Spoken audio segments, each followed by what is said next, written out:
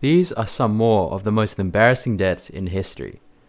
Franz Reichelt. Franz Karl Reichelt was an Austro-Hungarian-born tailor, inventor, and parachuting pioneer. He is known for designing such things like a potential wearable parachute. Franz, as bold as he is, had a very strong belief in his own wearable parachute, and petitioned for a test to be held from the Eiffel Tower. In 1912, he was granted permission to conduct a test of one of his designs from the top of the tower, but stupidly, and literally no one insisted he did, he intended to jump personally rather than conduct an experiment with dummies. Bro, literally no one asked. Despite the people trying to persuade him not to jump to his death, he then jumped off the platform wearing his invention. The parachute surprisingly failed to deploy, and he fell 57 meters to his death. To this day, people still debate whether Franz's wearable parachutes worked or not.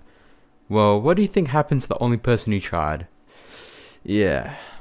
Now on to someone else who went out on their own terms. Zeno of Citium. Zeno was a Hellenistic philosopher from Citium, who was the founder of the basis of Stoicism, teaching it in Athens in 300 BC. His philosophy of Stoicism, which is followed by many to this day, involves great emphasis on peace of mind, like taking lots of ashwagandha pills and stuff, like that's peace of mind. Philosopher Who calls them that? Philosopher Laurentius reports about his death in 262 BC. Zeno was leaving the school and he tripped and fell, breaking his toe. But don't worry, it doesn't just end there. He then apparently strikes his ground with his fist, in which he gave out a fiery quote teenagers can put in their ancient history essay. I come, why dost thou call for me? And he reportedly died on the spot holding his breath. Was that quote that heat? Did Guy just forget to breathe? What?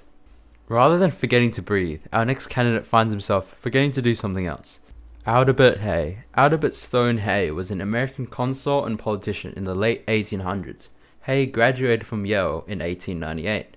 On June 23, 1901, while in the New Haven house in Connecticut, Hay is speculated to be sitting on the window for fresh air. Wow, ain't this nice? In which he eventually fell asleep, and then fell again, but this time to his death, out of the window. Never sleep on the job, kids. Speaking of people who thought a little bit too quickly, our next candidate finds himself biting off a little more than he could chew. Thomas Otway. Thomas Otway was an English dramaticist and playwright during the Restoration period in 1680s England. In 1678, Thomas had met a straight 10 out of 10 in Elizabeth Barry, who initially flirted with him, but left him for dust for her original lover, this guy called John Wilmot. Driven to desperation, he earned a commission from this random duke or fella called Charles, in which the army was disbanded a year later, and he became broke and returned to London with no maidens and no money. He is said to be begging on the streets starving, in which a passerby was aware of the clout he somewhat had as a playwright, and gave him a guinea, in which Otway savoured until he got to a baker's shop. He ate literally more than he could chew, and choked to death on the first mouthful. Although it is often debated today if this was actually a true account of his death, but all of them agree on the extreme poverty that Otway faced in his last years. Man was from the straight trenches, dude. Our next candidate is Luciano Re Cecconi. Luciano was a famous Italian footballer who played in the 1974 FIFA World Cup, scoring 2 goals overall in the tournament.